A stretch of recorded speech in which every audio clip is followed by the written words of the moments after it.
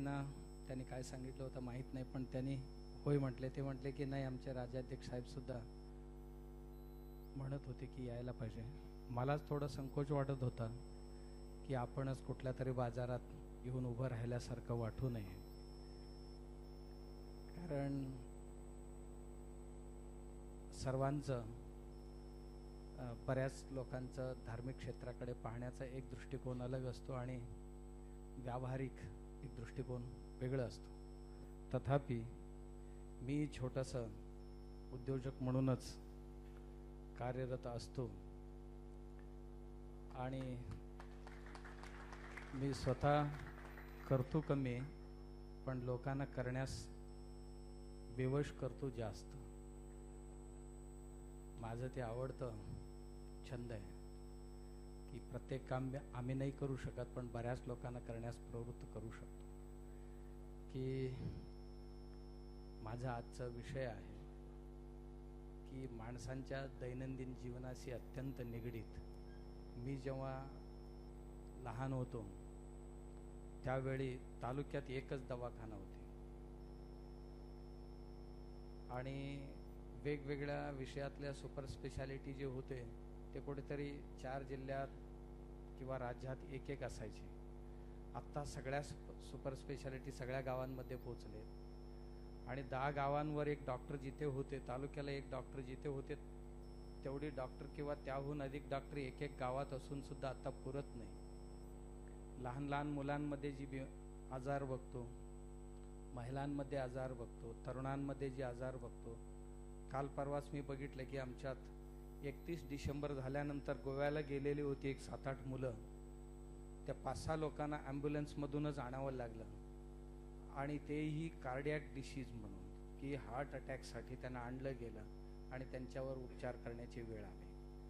की तरुणांमध्ये आणि 7-8 वर्षाच्या मुलांमध्ये कॅन्सर पाहायला मिळतो, 2 महिने 3 महिन्यांच्या बाळांमध्ये शुगर पाहायला मिळतो आणि महिलांमध्ये कधी नाही तेवढा वंध्यत्वाची समस्या आज पाहायला मिळतो, इन्फर्टिलिटी जे प्रॉब्लेम म्हणतो. पूर्वी राज्यात एकच सेंटर होता, आज आमच्या कोल्हापूर शहरातच 50 इन्फर्टिलिटी सेंटर आहेत. की ह्या सर्व गोष्टींचं मूळ कुठं असेल तर ते आपल्या अन्नाशी निगडीत आहे आणि कुठलंही व्यसन करत नसताना त्या माणसाला या आजार आल्या कुठून. आपण सगळे ताजाच आणून खातो, चांगलंच खातो, गरमच खातो, तरी सुद्धा हे होतंय. तर हे सर्व ही अन्नाशी निगडीत आहे. अन्न कुठलंही विषमुक्त येत नाही शेतातून आणि शेत 1960च्या नंतर टाकले गेलेले जी काय रसायन आहे, त्या रसायन आपण जे शेतात टाकतो, टाकल्यानंतर बरोबर 40 तासाने अमोनिफिकेशन होऊन अमोनियामध्ये कन्वर्ट होतो आणि पुढच्या 40 तासामध्ये त्यातला बहुभाग पॉयझनमध्ये कन्वर्ट होतो. त्या पॉयझनवर टाकलेले जे काय बी आहे ते सर्व ही पॉयझन घेऊनच बाहेर येतात आणि आपण खात असलेले अन्न 1 किलोग्रॅम अन्नामध्ये 27 मिलीग्रॅम विषाचे कण दर दिवशी आपल्या पोटात जातात. आणि त्याचा परिणाम असा झाला की पूर्वी मला आठवते की आम्ही लहान असताना 50 मिलीग्रॅमची अँटीबायोटिक घेत होतो, आता 500 मिलीग्रॅमची अँटीबायोटिक दिवसाला 3-3 घ्यावे लागतात. म्हणजे आपली इम्युनिटी एवढं कमी होण्याचं कारण की आपण खात असलेले अन्न, अन्नात येत असणारी विष. यासाठी विषमुक्त शेती ही कन्सेप्ट आता भारतात रुजायला लागले. एकूण 329 दशलक्ष हेक्टर जमीन आपल्या देशात, त्यापैकी अर्ध्याहून थोडासा कमी जमीन धरणे, इंडस्ट्री, रोड, टावर्स इत्यादींमध्ये गेली तर अर्ध्याहून कमी जमीन जे राहिलेली आहे त्याच्यात आपण शेती करतो आणि त्या शेतात उगवलेले जे अन्न आहे त्यातलं 99% अन्न विषयुक्त आहे आणि 1% जमिनीमध्येच फक्त विषमुक्त अन्न इथे उगवतो, आपण तयार करतो. आणि अन्नामध्ये देश स्वतंत्र झाला, परंतु त्यातलं केवळ 1% अन्नच मानवी शरीराला रोग निर्माण करणार नाही, बाकी सर्वही रोग उत्पन्न करणारीच बऱ्यापैकी आपण उगवला.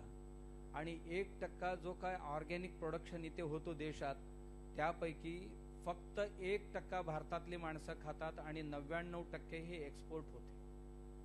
आपल्या देशातल्या लोकांना काय खावं आणि काय प्यावं हेही अजून लक्षात येत नाही. कारण जमिनीमध्येच हे सर्व असल्या कारणाने वाहत असलेले पाणी सर्वही दिसायला नितळ आणि निव्वळ दिसलं तरी सुद्धा ते अत्यंत पिण्याकरता हानिकारक आहे, हे सर्वजण आजकाल मान्य करतात. अशा वेळी आपण सर्वजण पैसे मिळवतो, पण आरोग्य आपल्या हातात नाही राहिले, ते अन्नाच्या हातात आहे. म्हणून आम्ही शेतकऱ्यांना प्रवृत्त करतो की शेती सुद्धा ही छोटी काम नाही, शेती सुद्धा सर्वात मोठी इंडस्ट्री आहे. आणि या देशातले सर्वात जास्त उद्योग निर्मितीचं कार्य कुठे होत असेल तर एक नंबर जे काय उद्योग निर्मिती क्षेत्र म्हणून या देशात आहे, त्या उद्योग निर्मिती क्षेत्रामध्ये सर्वात जास्त रोजगार देणारी कुठलं क्षेत्र असेल तर तो शेती, आणि 2 नंबरचा टेक्स्टाईल, आणि 3 नंबरमध्ये बरीचशी येते. आणि सर्वात जास्त रोजगार उपलब्ध करणारी शेती, जवळजवळ 8 कोटी शेतकऱ्यांची घराणे आहेत आपल्या देशात. एकूण 6 लाख खेड्यांपैकी 2000 पेक्षाही लोकवस्ती कमी असणारी जवळजवळ 2 लाख खेडे आहेत, आणि 4 लाख खेडे आहेत की 2000 पेक्षा जादा लोक असणारी, आणि केवळ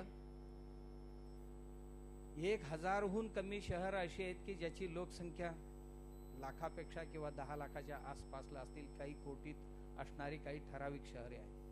आणि या सर्वांनाही अन्न देण्याची कार्य मात्र अत्यंत अनपढ लोक करतात. पैसे मिळवण्याची कार्य आपण सर्व लोक करतो, या सर्वांचा आरोग्याची काळजी घेणारी मात्र अत्यंत अनपढ आहेत. 2010 मध्ये आम्ही गुलबर्ग्याला एक मोठं युवकांचा संमेलनात सहभागी झालो होतो. अब्दुल कलाम जे आलेले होते त्यावेळी राष्ट्रपती होते, आणि 1 तास युवकांना उद्देशून भाषण केले की तुम्ही सायंटिस्ट व्हायला पाहिजे, तुम्ही इंडस्ट्रियलिस्ट बनायला पाहिजे, तुम्ही प्राध्यापक बनायला पाहिजे, इंजिनियर्स बनायला पाहिजे, डॉक्टर्स बनायला पाहिजे. हे सर्व उपदेश झाल्यानंतर प्रश्नोत्तर होतं मुलांबरोबर. एक लहानसा 9वीतला मुलगा अब्दुल कलामजींना प्रश्न विचारला होता. मी तिथेच होतो त्यावेळी. सर, तुम्ही सगळ्यांना सर्व काही व्हायला सांगितले, ह्या सगळ्यांना खायला कोणी घालायचं असं विचारलं तो, की तुम्ही एकालाही म्हटलं नाही की तुम्ही चांगलं शेती उद्योजक व्हा, असं एकदाही म्हटलं नाही, तर ह्या सगळ्यांना जेवण कोणी घालायचं? की या देशातलं 125 कोटी लोकांना जेवण देणारी जी आहेत ती मात्र अनपढ आहेत. कुठलंही काम जमत नाही, तोच तो शेतात जातो. अशा वेळी आपण विचार करण्याची गरज आहे की शेती सुद्धा एक इंडस्ट्री आहे, आणि ह्यात छोटी छोटी लँड होल्डिंग दिवसेंदिवस छोटी होत चाललेले आहेत. अशा वेळी याच्याकडे एक इंडस्ट्री म्हणून मी रोज पाहत असतो की मोठ्या शेतकऱ्यांसाठी बरेचसे इंडस्ट्रियलिस्ट प्रवृत्त झाले की त्यांना वेगवेगळे अवजारं द्यावं, वेगवेगळे ट्रॅक्टर्स द्यावं, असं सर्व करताना आम्ही पाहत होतो. पण आमची एक समस्या नेहमी असते की जो छोटा शेतकरी आहे, ज्याची 10 गुंठे, 20 गुंठे, अर्धा एकर, 1 एकर शेती आहे, त्याच्याकरता अवजारे निर्माण करणारी, त्याच्यासाठी लागणारी तंत्रज्ञान आणणारी माणसं, त्याच्याकरता एक छोटासा बैलगाडी लागत असतो.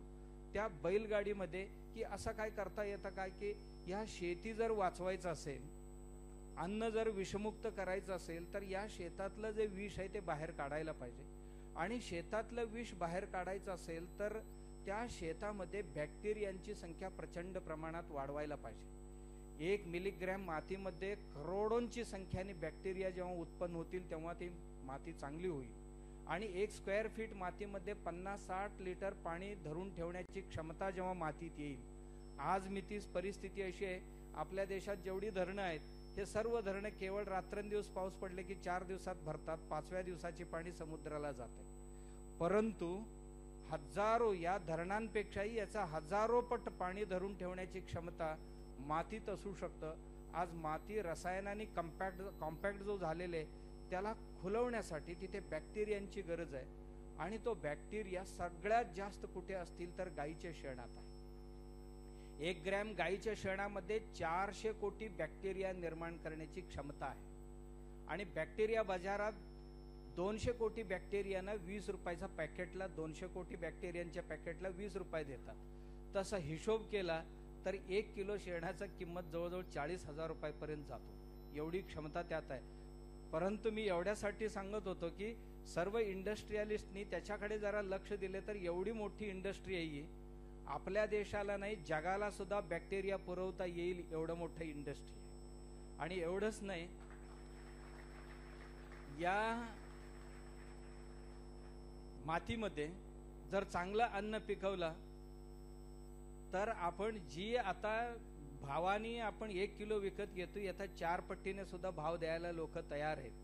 दवाखान्यात लाख रुपये घालण्यापेक्षा खायला घातलेल्या काही कमी अशी माणसं विचार करायला लागलेले आहेत। म्हणून ही शेती सुद्धा एक छोटी इंडस्ट्री, छोटी नाही खूप मोठी इंडस्ट्री, आणि त्या शेतीमध्ये भरपूर प्रयोग होण्याची गरज आहे। आणि मी गेलो होतो, भरपूर ठिकाणी प्रयोग होतात। मी ICR मध्ये गेलो होतो, ॲग्रो इंजिनिअरिंग डिपार्टमेंटमध्ये गेलो। 130 वर्ष झाले आपल्या देशात त्या विभागाला, आणि आजपर्यंत शेकडो प्रकारची नवीन सृजन झालेले। मी विचारलं विभाग प्रमुखांना की ह्यातले शेतात किती गेले, ते म्हणाले की एकच आमचा चॉप कटर आजपर्यंत 130 वर्षाच्या इतिहासात एक चॉप कटर फक्त शेतात गेला, बाकी सगळी प्रयोगशाळेतच आहे। तर जोपर्यंत इंडस्ट्रियलिस्टची ते जोडले जात नाही तोपर्यंत हे शेतात जात नाही। याकरता मी नेहमी आमच्या मठावर उद्योगपती अधिक शेतकऱ्यांचा एक मेळावा बोलवतो। शेतकऱ्यांना सांगतो की तुमची समस्या आहे उद्योगपतींना सांगा, इंजिनियर्सना सांगा, आणि इंजिनियर्सना मी विनंती करतो की यांची समस्या आहेत हे दूर करण्याकरता आपण काय करू शकता का। की कॉलेजची मुलं आले, इतकी सुंदर काम केले की शेतकऱ्याची एक समस्या होती की ट्रॉलीतनं नेऊन खत शेतात टाकले की हाताने विस्कटावं लागायचं। मग एक मुलांना आम्ही आव्हान केला होता शेतकऱ्यांनी की तुम्ही काय करू शकता।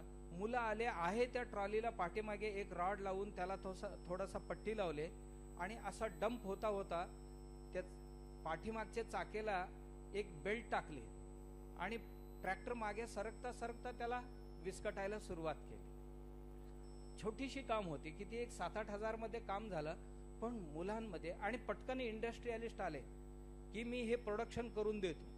आम्ही म्हटलं हा मुलगा तयार केलाय, पेटेंट ह्याचा आहे, आणि तुम्ही आणि दोघेही मिळा आणि मार्केटमध्ये शेतकऱ्याला एक प्रोडक्शन आणा। असे आम्ही शेकडो प्रयोग विद्यार्थ्यांना आता दिले, आणि इंडस्ट्रियलिस्टनाही त्यांच्याबरोबर बोलवले की तुम्ही दोघेही एक व्हा, आमच्या शेतकऱ्यांची समस्या मिटवा। म्हणजे कमीत कमी मॅन पॉवर मध्ये भरपूर उत्पादन, कारण धान्यांचा भाव किंवा मालाचा भाव वाढवणं आपल्या हातात नाहीये, पण कॉस्ट कमी करणं ही आपल्या हातात असते तंत्रज्ञानाच्या सहाय्याने, तेव्हा करतात। आणि ह्याची प्रयोग आम्ही नेहमी मठात करत असतो। एक गोशाळेच्या माध्यमातून करत असतो, गोशाळेत वेगवेगळे प्रोडक्ट्स की त्याचा खर्च कमी कसा करता येईल।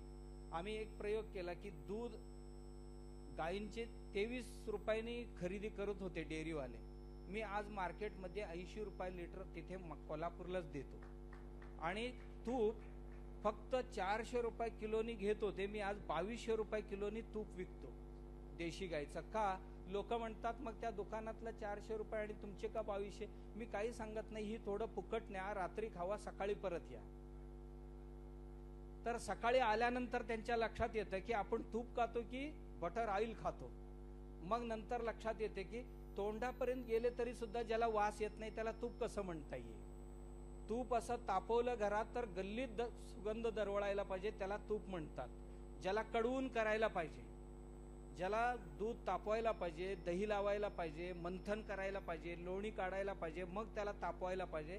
1 किलो तुपासाठी 30 लिटर दूध लागतात, आणि हे मार्केटमध्ये तूप आहे ते 5 लिटर दुधामध्ये 1 किलो तूप निघते, आणि तेही डायरेक्ट क्रीम सेपरेटरने क्रीम सेपरेट केली जाते। फ्रीज मध्ये टाकले की बटर बनते, चुलीवर चढवले की बटर ऑइल बनते, आणि त्याच्यात थोडासा पॉम ऑइल आणि थोडीशी फ्लेवर्स टाकले की एक तूप बनलं। तो पूर्ण गाईचं सुद्धा नाहीये किंवा म्हैशीचंही नाही, त्याच्यामध्ये बरीच काय काय टाकून मार्केटला आणले।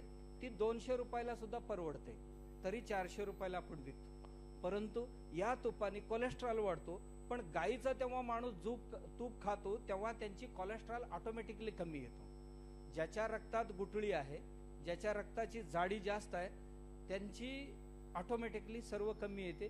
ही एक मी नाही म्हणत, अमेरिकन लोकांनी Indian cow is a wonderful laboratory नावाचं एक पुस्तक लिहिले आणि ते लिहिल्यानंतर त्याशिवाय इंडोनेशिया आणि ऑस्ट्रेलियातल्या लोकांनी, न्यूझीलंड आणि ऑस्ट्रेलियाच्या लोकांनी एक पुस्तक लिहिलं की तो जर्सी गाईवरचं डेव्हिल इन द मिल्क नावाचं पुस्तक, की दुधातलं भूत, की जी मार्केटमधनं तूप आणून खातो त्याच्यामध्ये 12 प्रकारचे मोठा आजार निर्माण करण्याची क्षमता आहे.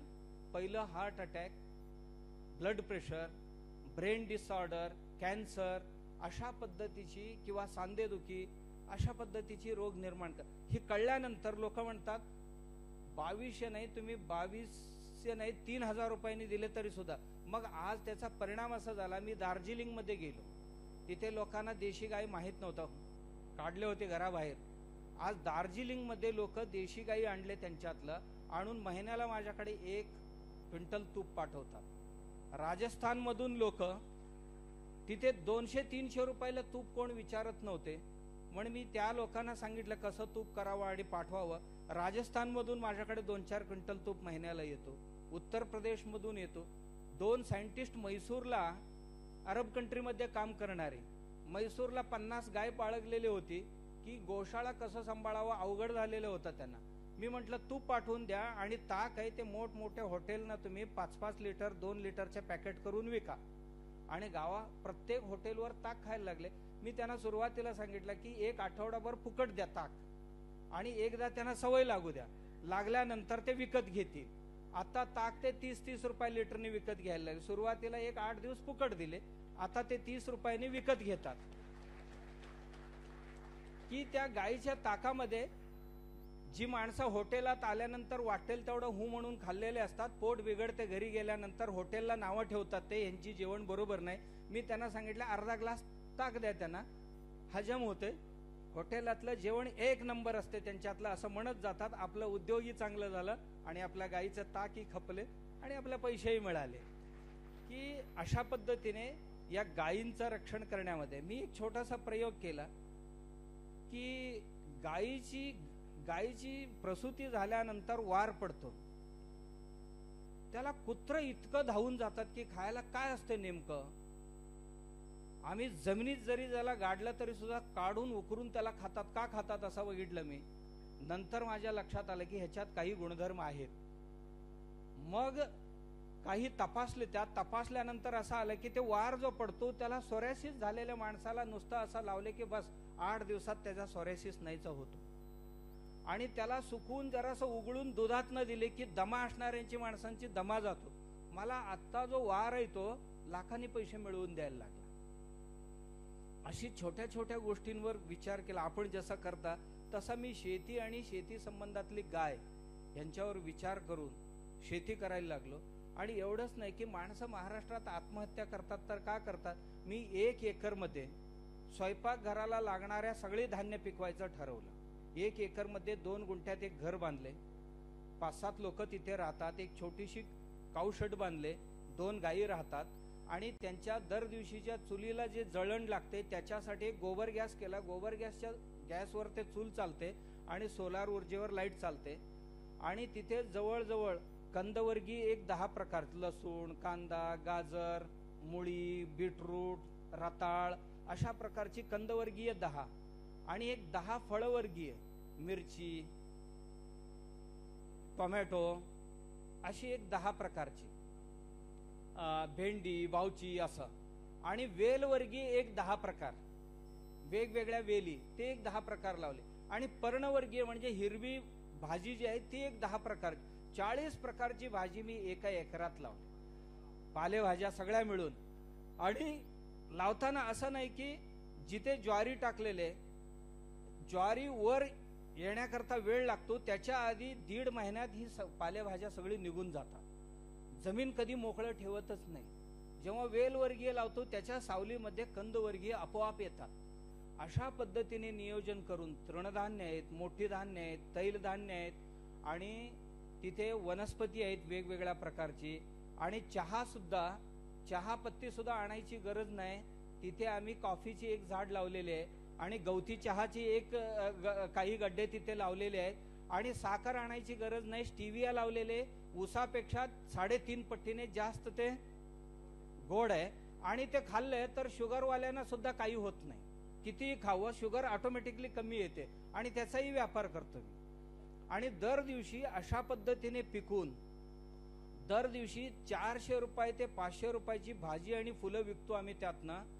आणि वर्षाला सर्व पिकातनं घरचा खर्च सर्व जाऊन त्यांच्या घरात चप्पल, कपडे, काडीपेटी, मीठ आणि साबण 5च सामान विकत आणावे लागतात. सगळे सामान सगळी त्या शेतातनंच येतात. आणि श्रीमंतांच्या घरात करोड रुपये असतील पण त्यांच्या एवढ्या भाजी तो कधीही खाऊ शकणार नाही. त्याच्याकडे 40 प्रकारची भाजी रोज असतात. त्यातला भाज्यांची नंबर लागलेले असते की मला खा आणि तुला खा. आम्ही बाजारात पैसे घेऊन गेलो तर एवढ्या भाज्या आपल्याला नाही मिळणार, पण त्या शेतकऱ्याच्या शेतात मात्र सगळ्या भाज्या आहेत. आणि एवढा खाल्ल्यानंतर तो आजारी पडेलच कशाला? आजारीच नाही पडणार. आणि एवढं चांगलं जीवन एका माणसाला जगता येतं फक्त दिवसाला थोडंसं पाणी असणं गरजेचे. आणि मग राज्यातल्या वेगवेगळ्या भागात आणि हे पाहिल्यानंतर सेंट्रल गव्हर्नमेंटने ही लखपती शेती संकल्पना, ऑर्गॅनिकची संकल्पना ऍक्सेप्ट करून ICRने ऍक्सेप्ट केली. एज्युकेशन डिपार्टमेंट, ICR मध्ये एक एज्युकेशन डिपार्टमेंट आहे, कृषी शिक्षा विभाग, त्यांनी हे स्वीकारून देशभरात दीनदयाळ उपाध्याय उन्नत कृषी प्रशिक्षण केंद्र म्हणून 100 केंद्र सुरू केली याची, की देशभरात वेगवेगळ्या शेतकऱ्यांच्या शेतात ही मॉडेल उभं करावं. आणि त्याच्यात मी जो लखपती शेती होता त्याला करोडपती करायचं ठरवलं. मग आता बांधावर 105 चंदनाची झाडं लावायचं ठरवले.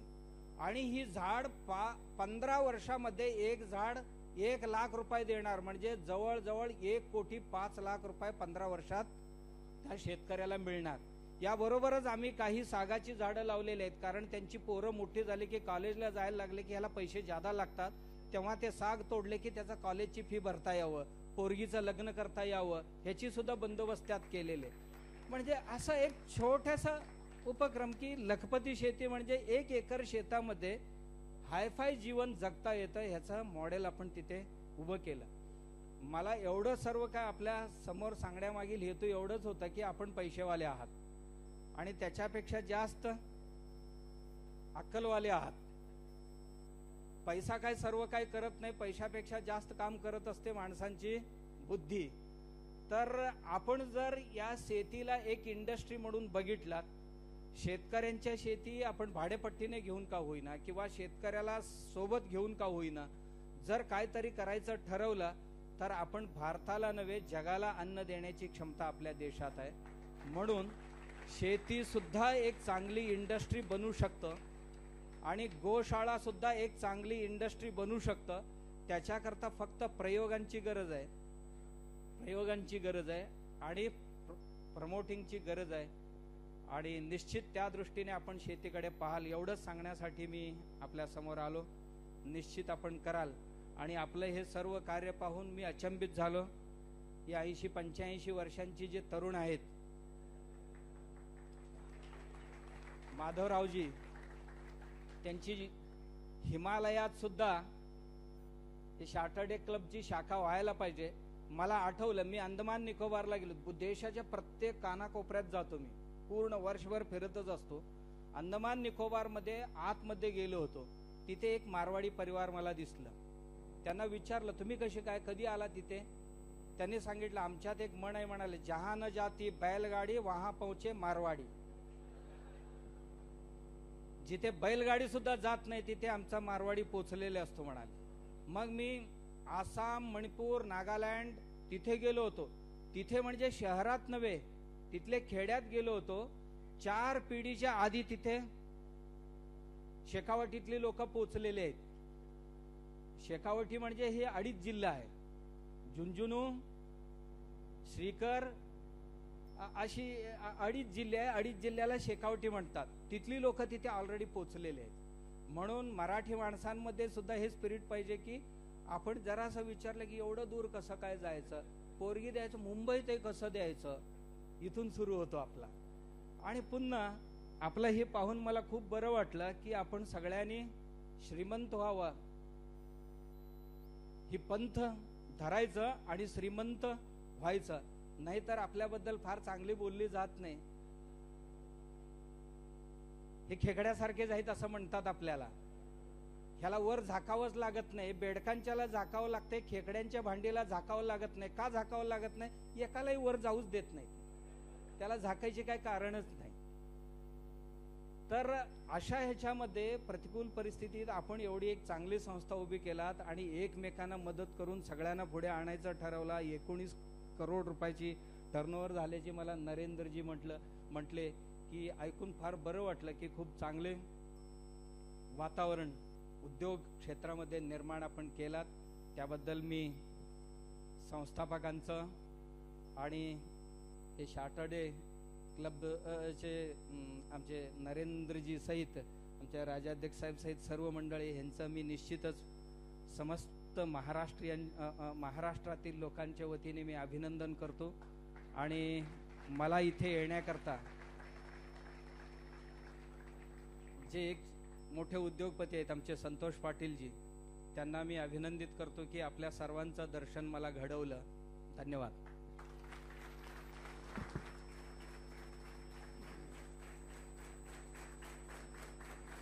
मंत्रमुग्ध भाषण. मंडळी आपल्या हृदयाला हात घातलेल्या ह्या भाषणाने उभं राहून मानवंदना. शेती जगत विषयी नव्याने माहिती. अतिशय साधी मूर्ती परंतु महान विचार. खूप खूप धन्यवाद सर्वांचे. स्वामीजी, तुमचं भाषण ऐकून मला वीणा गवाणकरांचं पुस्तक आठवलं. एक होता कारवर. माझ्या मते भारतातले कारवर आपण निश्चितपणे आहात. आणि आपण जे म्हणालात जहाँ न पहुँचे कोई गाडी वहाँ पहुँचे मारवाडी, त्या धर्तीवर आता मी म्हणतोय जहाँ न पहुँचेगा कोई क्लब वहाँ पहुँचेगा सॅटर्डे क्लब.